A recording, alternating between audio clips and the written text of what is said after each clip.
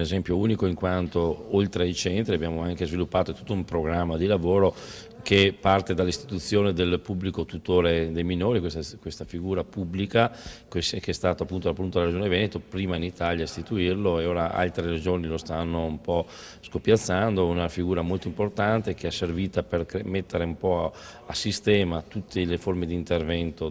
pubbliche in questo ambito e soprattutto a formare una serie di operatori qualificati sul territorio e quindi creazione anche di questi centri di supporto verso i quali si rivolgono gli operatori del sociale, le ULS, i comuni, le forze dell'ordine. È un plauso al lavoro svolto in questi anni dai centri provinciali di presa in carico, terapia e riabilitazione dei bambini maltrattati, quello che ha fatto l'assessore alle politiche sociali della Regione Veneto Stefano Valdegamberi,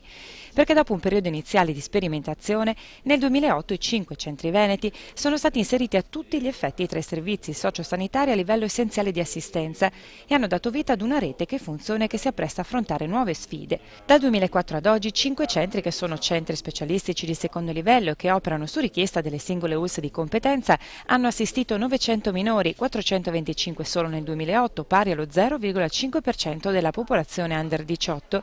Secondo i dati dell'Osservatorio regionale Nuove Generazioni e Famiglia, l'84% dei casi trattati è avvenuto nell'ambito familiare e ha visto come vittima nel 67% dei casi le bambine, l'82% sono di nazionalità italiana. Da considerare anche la presenza all'interno di questi numeri dei bambini stranieri maltrattati, in particolare rumeni, che sono il 3,8% dei 425 minori presi in carico nel 2008. E quindi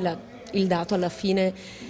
è uguale perché i minori italiani sono attorno allo 0,45 se non ricordo male, per cui alla fine l'incidenza dell'abuso sessuale e del maltrattamento grave è molto simile sia per i bambini italiani che per i bambini stranieri, non è un dato che si discosta in modo da poter dire che il minore straniero è più a rischio del minore italiano.